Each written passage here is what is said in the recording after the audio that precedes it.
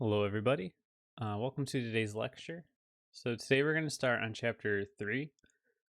Chapter 2, we talked about the most important parts of descriptive statistics.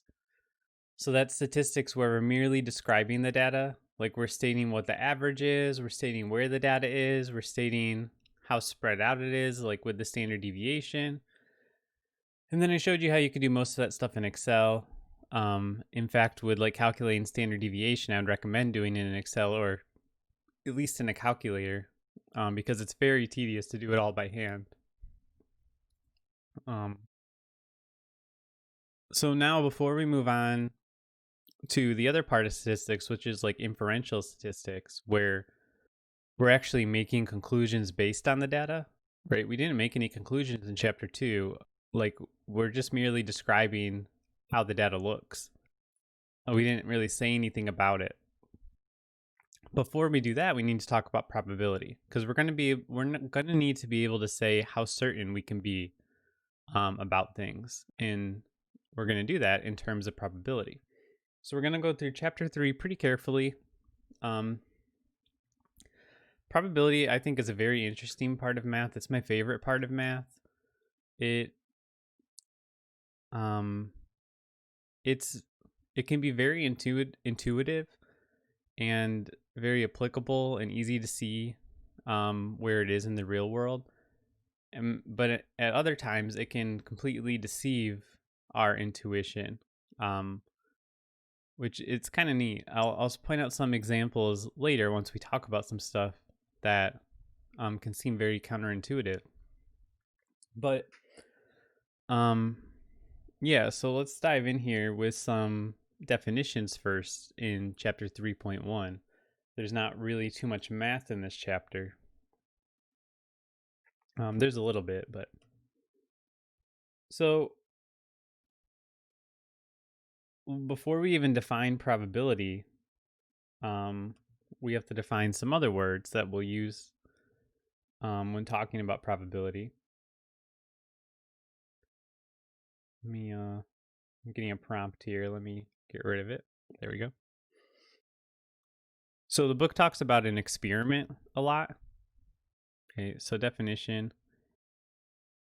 An experiment, it's using experiment kind of in a different way.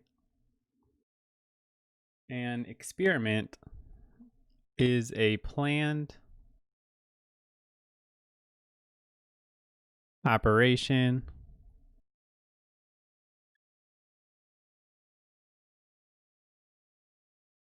carried out under controlled conditions. Okay. So this does fit the like typical definition of what we think about an experiment, like maybe like a chemistry experiment, where you're mixing chemicals, seeing what comes of that. That's what that is. It's a planned operation carried out under controlled conditions. But in probability, we do use it like a little more seemingly loosely, like flipping a coin, for example, and writing down what the outcome is. That's also an experiment. And that's typically the kind of experiment we're going to be talking about. So if we have like a bunch of marbles and we draw them out, that is an experiment. Okay. So it's a little bit looser of a definition here. If the results are not predetermined, then we call it a chance experiment, which is what we're going to be looking at mostly, right? We're going to be looking at things without predetermined results. And it gives the example of flipping a coin. So a result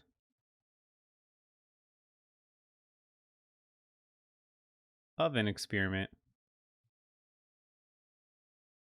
is called an outcome. Okay. We're always going to be looking for all the possible outcomes in order to determine what the probability of something is. So for example, flipping a coin the experiment of flipping a coin has two possible outcomes. Okay. Right, you get heads or you get tails. So both of those results will be called an outcome.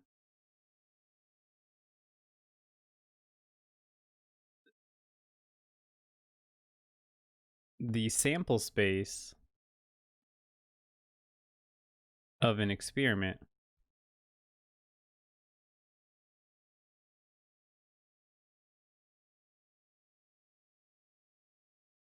is the set of all possible outcomes.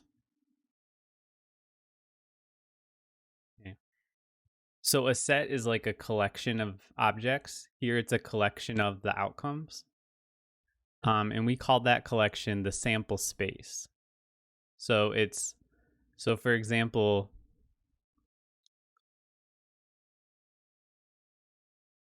with flipping a coin,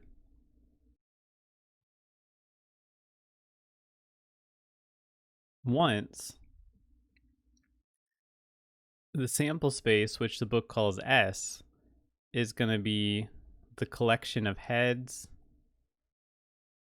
and tails. Okay, and we normally write sets with the curly brackets that you see here. So the sample space, which we couldn't call S here, is heads and tails. In fact, we don't even really usually use S. Typically, we use the Greek letter omega, capital omega. Okay.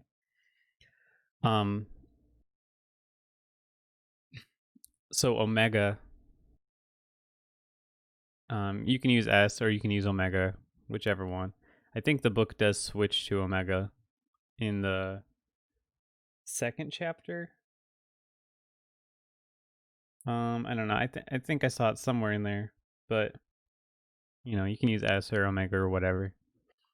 I'll just stick with S for now, but just know that if you see omega, that's the same thing. They just like using Greek letters a lot of the time. We'll also typically write this as HT, since especially with heads and tails, because we use that example a lot. So we'll use H and T. What about for flipping a coin twice? Okay, what's the sample space of that look like? Well, we could get heads both times, right? So like HH. So the first H represents what you get on the first flip. The second H represents what you get on the second flip. We could get heads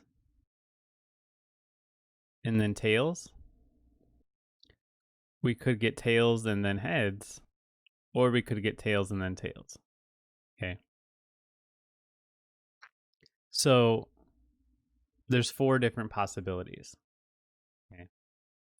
And you could write it out for 3 times or whatever. But so the sample space, we're just listing all of the possible outcomes. We need to know this because if we want to know the probability of one of the outcomes, we need to know how many there are total. For example, what we're going to see is that the probability of getting heads is 1/2 because it's 1 out of 2 possible outcomes. In the same way, the probability of getting 2 heads in a row would be 1/4 because it's 1 possibility out of 4 possible outcomes. Okay. All right. So let me specify the definitions here. We have this definition. We have this definition. So next, an event. Okay, an event is any combination of outcomes. Okay. Typically, when we're talking about the probabilities of something, we're talking about the probability of an event. So the probability of getting heads, the probability of getting heads and then tails, right? But it could be any combination. So it could be the probability of getting heads and heads or heads and tails. Or it could be the probability of getting heads and tails or tails and tails or something like that. Okay.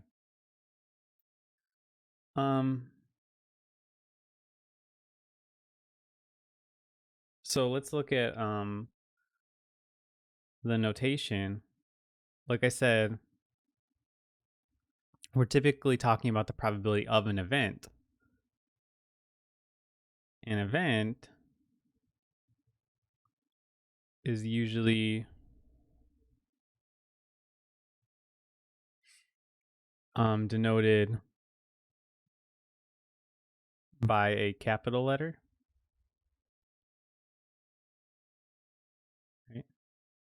For example, A or B. Okay.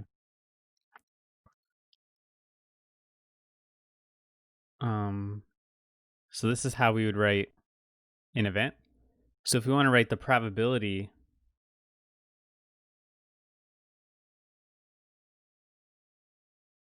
of A, we'd write it as P parentheses A. Okay. So P parentheses A. So you write P and then parentheses, and then in the parentheses you write whatever it is you're looking for the probability of. If you are using an event, you'd write the letter of the event. You could just write P of heads if you want to know the probability of getting heads, something like that. If you've taken college algebra before, you might recognize this as function notation, like f of x, right? This is the same kind of notation because the probability of something is a special type of function. But we're not going to go into that. Just know that this is what it means when we write it like this, okay, and know how to write it like this. So what exactly do we mean by a probability now? We know how to write, we know the notation of it, but what exactly do we mean by it? Okay. The probability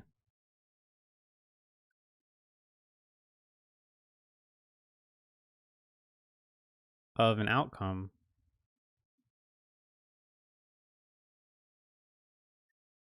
is the long-term relative frequency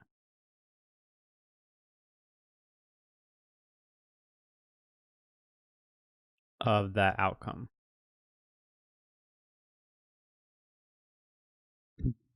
Remember relative frequency? If we go back to chapter 2, or was that in chapter 1? Yeah, chapter 1.3, relative frequency. It was the frequency of something in relation to the total. Okay, so this is what relative frequency was.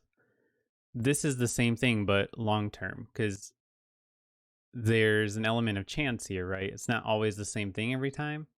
So this is the relative frequency for like heads, for example, whether you're going to get heads or tails, the relative frequency of the number of heads over a long period of time. And really, to be more precise, it's over an infinite period of time. Okay.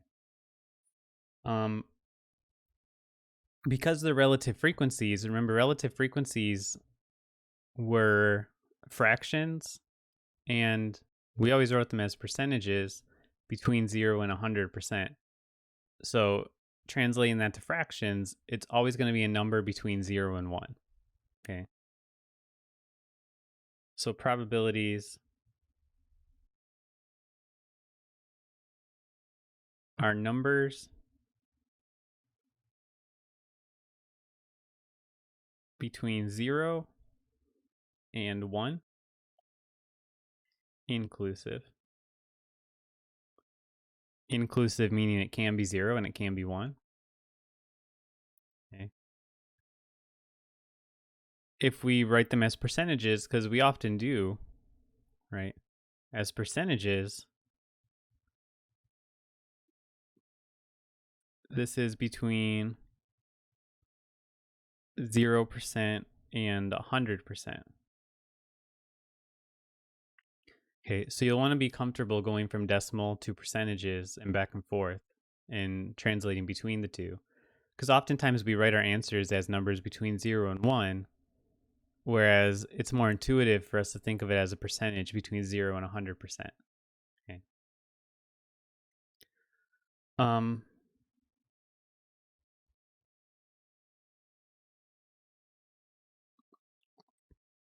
So if we write probability of A equals 0,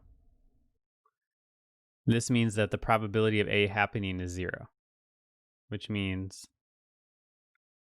A can never happen. Okay.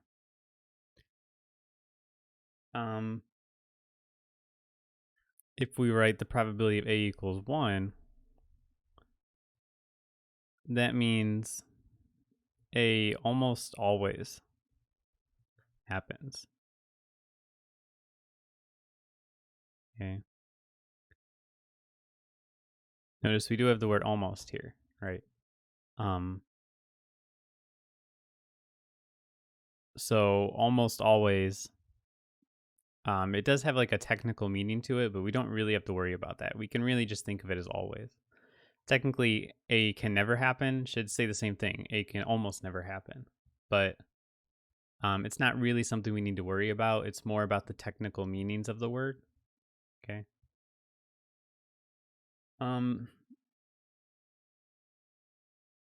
Probability of A equals 0.5.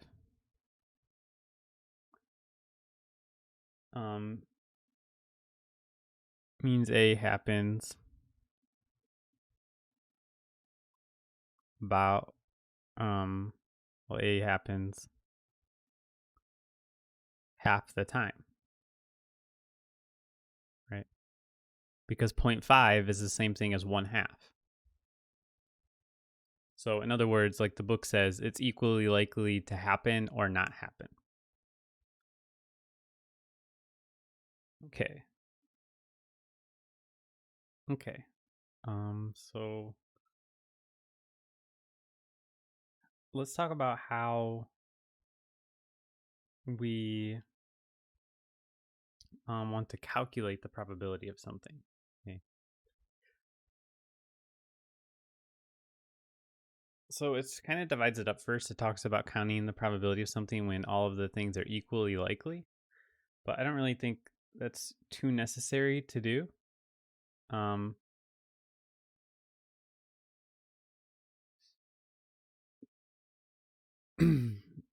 We can really just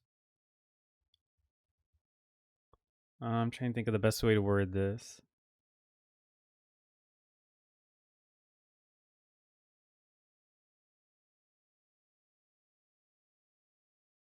Yeah, I guess this is a good way to think about it, actually. I can't think of a better way. So, equally likely means that each outcome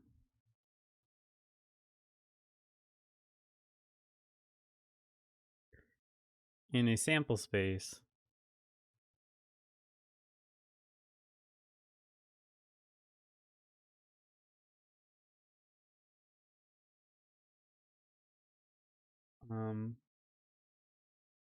sorry, each outcome of an experiment, rather,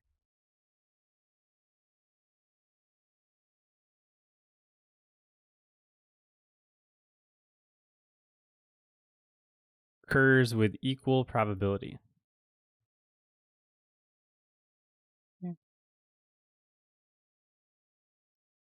And this is usually the case.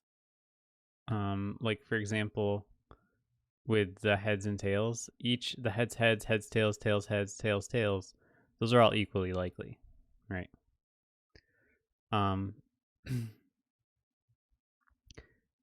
So this is typically the case. In this case,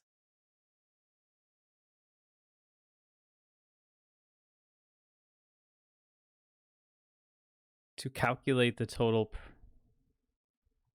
to calculate the probability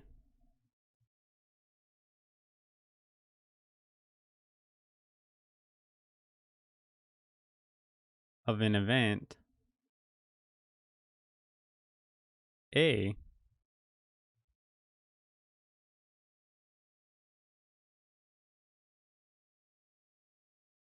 count the number of outcomes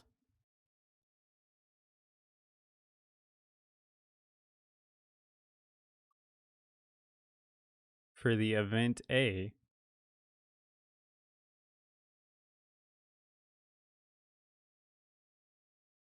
and divide by the total outcomes, the total number of outcomes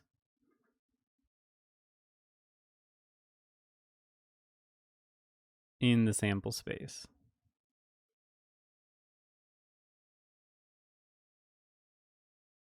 Okay. Yeah. Move this down a little bit so it doesn't all blend together here.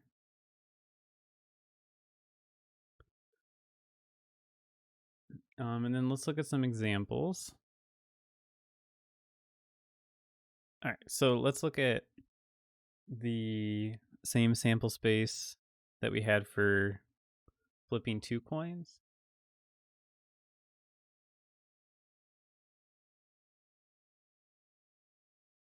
Okay, so we had HH, HT, TH, TT. Okay.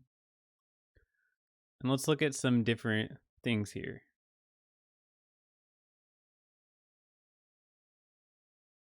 Let's let A equal getting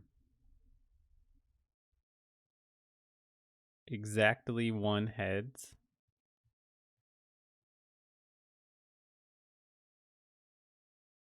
B be getting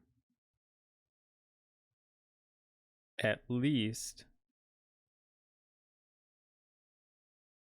1 heads.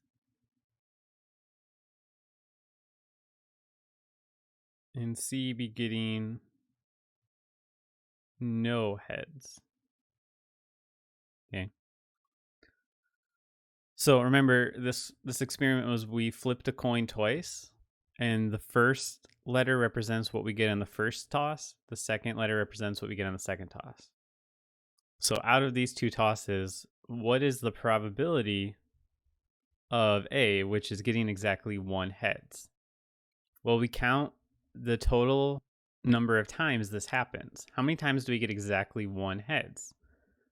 Not in HH, because there's 2. In HT, so that's 1. In TH, so that's 2. TT doesn't have any. So we get 2 total possible outcomes. And in the sample space, there's 4 outcomes. So we divide it by 4. Okay. So we count the number of outcomes for this event and then divide by the total number of outcomes. And this, of course, this simplifies to 1/2. So you can write it as 1/2, you can write it as 0.5, you can write it as 50%, whichever one you want. Probability of B getting at least 1 heads. So now HH counts, right? That's 1. HT counts. TH counts. TT still doesn't count. So this is going to be 3 possible outcomes, and there's still 4 total possibilities. So the probability now is 3/4, okay, or 75%. Probability of C. First, note that the probability of B and C should add up to 100% or 1, because those are really 2 mutually exclusive things, right? We either get at least 1 heads or we get no heads. So together, that should add up to 1. Sure enough, probability of C, HH doesn't count, HT doesn't count, TH doesn't count, TT does count. So there's 1 possibility out of 4 possible outcomes. Okay, so 1/4. And 3/4 plus 1/4 is 1. Okay. So this is how we would do that. Um,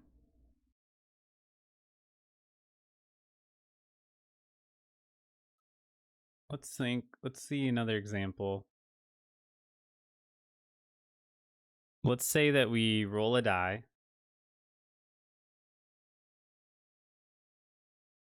Okay. Um, the possibility is that we get a normal 6-sided die. So we get 1, 2, 3, 4, 5, 6 as our possibilities, right? So we could say the probability of just rolling a 3, right? So this is going to be, there's one way to do that. We get a 3, and there's 6 possibilities. So it's 1/6. Okay. Maybe we're playing a game where somebody else rolled a 3 and we have to roll higher than them. So the probability of rolling greater than 3. So we look at which numbers count. Well, 1 doesn't count, 2 doesn't count, 3 doesn't count, 4 does, 5 does, 6 does. So there's 3 possibilities. There's still 6 possible outcomes. So the probability of this is 3/6, which we can simplify again to 1/2. Okay.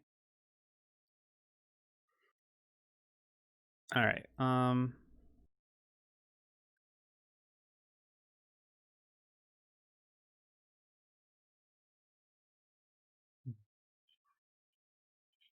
So the book also talks about something called the law of large numbers, which I think I mentioned before. But one way to phrase it is that as we do more and more of these experiments, the relative frequency will come closer and closer to the true theoretical relative frequency. So if you flip a coin, for example, if you do it like 10 times, you're probably not going to get exactly 5 heads and 5 tails. If you do it 100 times, still probably won't get 50 heads and 50 tails, but you'll get closer than maybe when you did it 10 times, possibly. If you do it like a million times, it's going to start getting very close to 50-50. And as you increase the number of flips, it's going to keep getting closer and closer. Okay. The exactly 1/2 probability tells you what would happen if you did it like an infinite number of times, which obviously we can't do. So the law of large numbers states that as we increase the total number of times we do the experiment, it gets closer and closer to the theoretical probability. Okay. Um,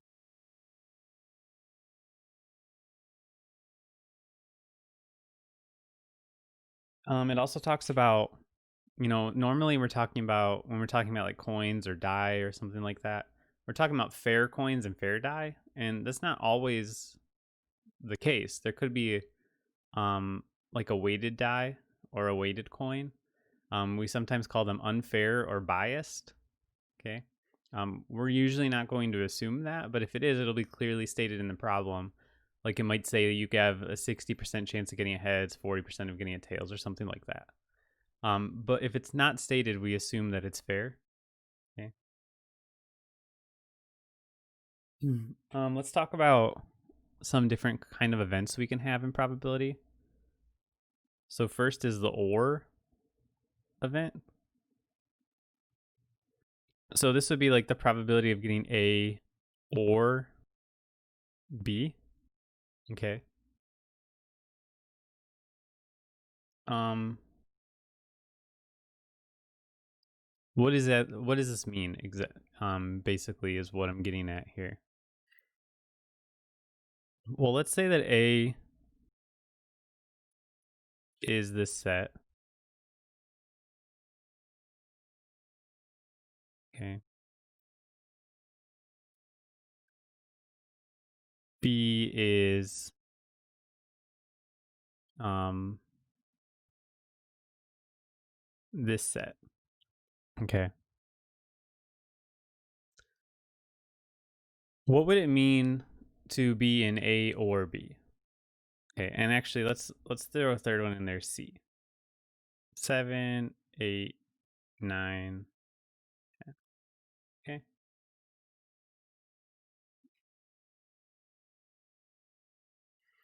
What does the event A or B look like?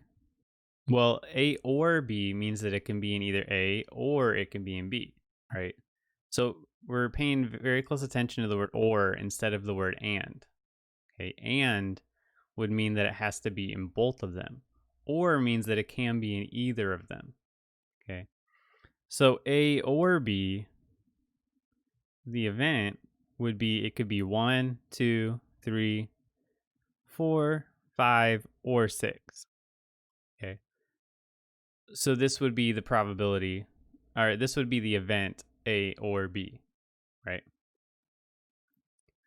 Assuming A, B, and C are the only choices, then probability of getting A or B would be the probability of getting either 1, 2, 3, 4, 5, or 6, right? And there's 10 possible numbers, so this is going to be 6 out of 10. Okay. And just for practice, the probability of A here, there's 5 possible numbers, so it's 5 out of 10. And the probability of B, there's 3 possible numbers, so it's 3 out of 10. So notice the probability of A or B is not simply adding the probability of A and B together, right? Because that would be 8 out of 10. So why is that? Well, that's because there's some overlap, right? If we just added them together, we would be counting them twice. Okay. If there's not any overlap between them and we know that, then we can just add them together. Okay. So if there is no overlap, then you can just add the probabilities together. Otherwise, you have to do some more work like we did here where we created the new set to see what exactly it looks like.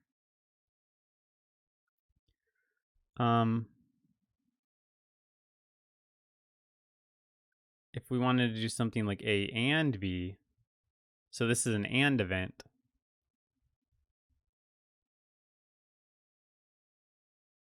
Okay.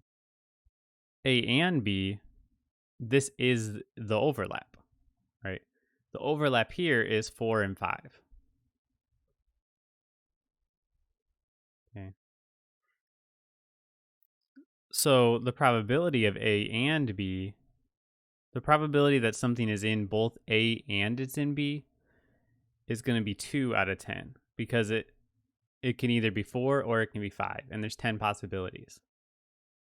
Okay. Sometimes what we can do is we can multiply these two together, A and B. But again, it's only going to be under special circumstances. And we'll investigate that later. With or, it's if there's no overlap. And there's another one for and, but we'll look at those later. For now, the best thing to do is just write out the set and then see what that probability would be.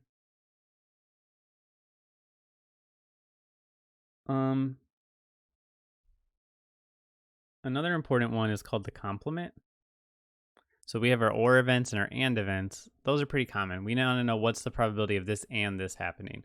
What's the probability of this or this happening, right? The complement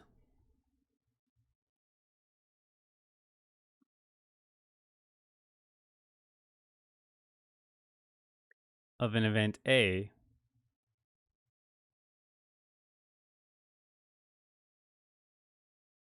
is denoted A prime, so with a dash, or A prime. This is sometimes how it's written. Sometimes it's written A C, like, and it would be read as A complement. That's usually how I would write it, and that's probably how I'll write it in this class. A prime might be how the book writes it, but they're the same thing. Okay. Sometimes it's also like A with a bar over it, kind of like we had X bar. So this consists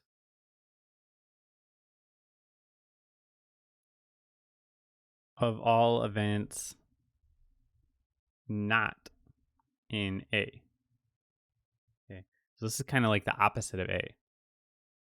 So for example, up here, A complement would be 6, 7, 8, 9, 10. Okay.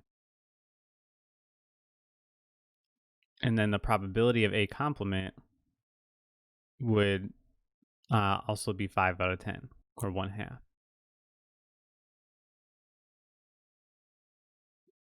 What would the B complement be? Remember, B was 4, 5, and 6. So B complement would be 1, 2, 3, 7, 8, 9, 10.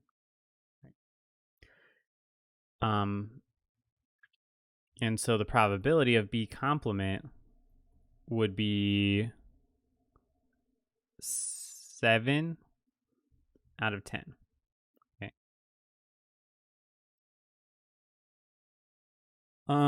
Lastly, C complement.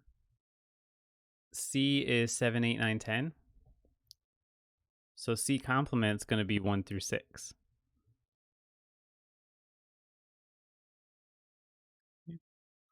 And then the probability of C complement is going to be 6 out of 10.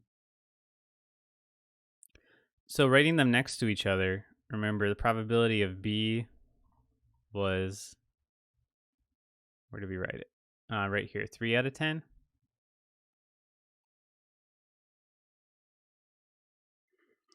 The probability of C, I don't think we wrote it down, but it was 4 out of 10. Can we see any patterns here?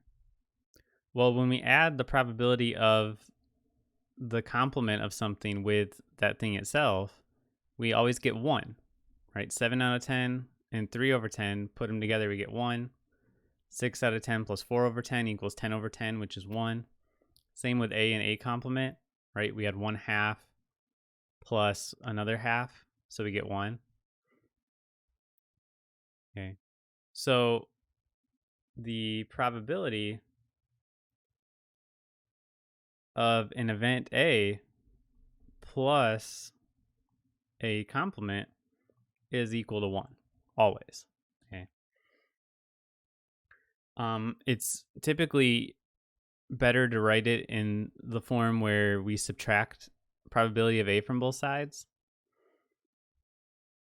So the probability of A complement is equal to 1 minus the probability of A. Okay. Or you could subtract A complement from both sides also.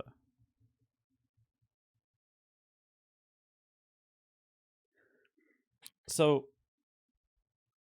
this means that if we know the probability of A, we can automatically get the probability of A complement. We just do 1 minus that. Okay. This is very useful. It's often easier to do one of these than it is the other. Like,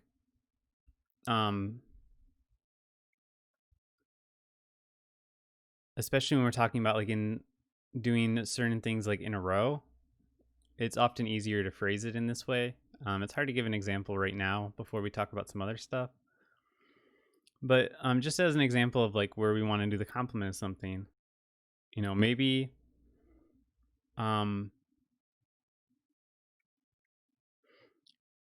maybe like you're playing Monopoly, right?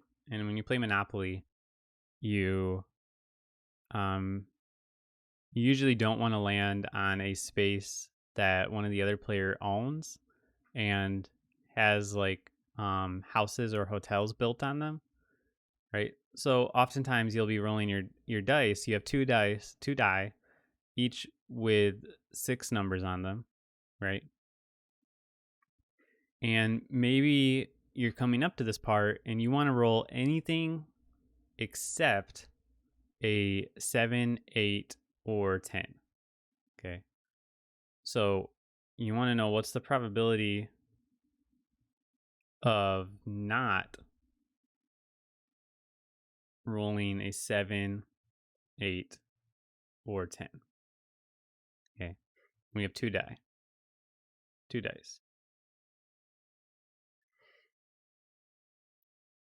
So there's different ways you can think about this. You can look at, okay, what's the probability of rolling a 1, 2, 3, 4, 5, 6, 9, 11, or 12? Or you can just calculate the probability of rolling a 7, 8, or 10, and then do 1 minus that. Okay. So this would be 1 minus the probability of rolling a 7, 8, or 10. 3 possibilities here, right?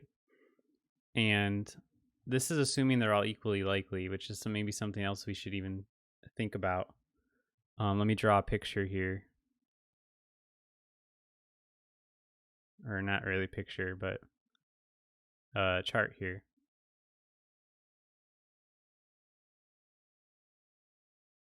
Okay, so let's say we have this table and we're adding the two rows together. Okay.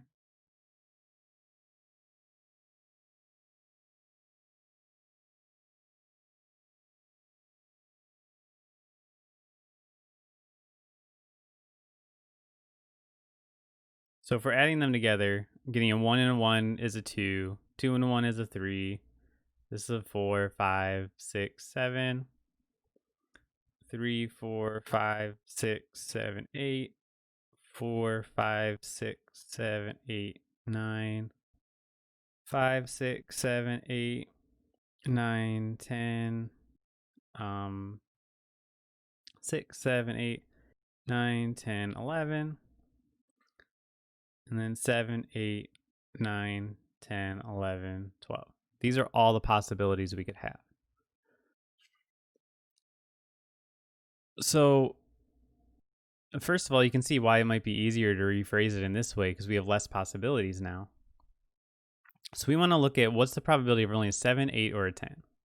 Okay, so how many ways can we get a 7? There's 1, 2, 3, 4, 5, 6. Okay, so there's 6 ways for a 7. So let's write that down. 6. 1, 2, 3, 4, 5 ways for an 8. And then 3 ways for a 10. Total, there's 36 spots here, right? 36 different combinations. So, and we're doing 1 minus this, remember? So 1 minus, this is 11/21 over 36, which would be 15 over 36. So this is how we could do it. Alternatively, you could just count up the ways that aren't 7, 8, or 10, right? You got 1, 2, 3, 4, 5, 6, 7, 8, 9, 10, 11, 12, 13, 14, 15.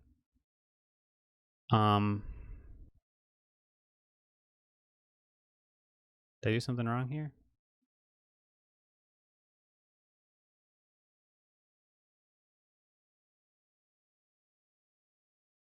One, 2, 3, 4, 5, 6, 7, 8, 9, 10, 11, 12, 13, 14, 15, 16, 17, 18, 19, 20, 21, 22. Hang on.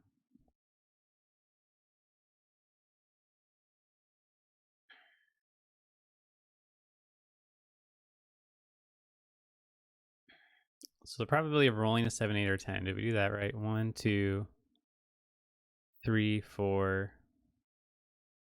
5, 6, 7, 8, 9, 10, 11, 12, 13, 14. Oh, I wrote down 10 here instead of 3.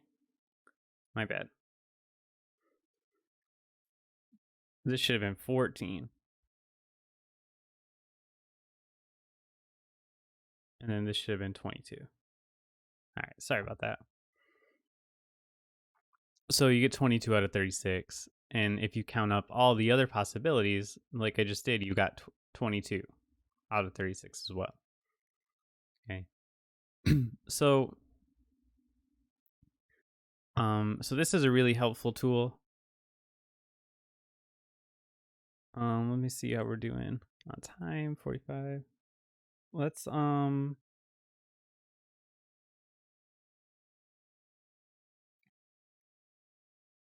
There's only one more thing, but it's I think this is good for today. So let's stop here for today. We'll talk about the last thing, conditional probability, at the beginning of next section, and then we'll get into 3.2 where we talk about independent and mutually exclusive events. So that'll be more about like the and rules and the or rules, and when we can just add the probabilities together or multiply the probabilities together. And multiplying the probabilities together with the and rule is very important because that's how we get a lot of different combinations of things. So thank you guys for watching today, and I'll see you guys on the next one.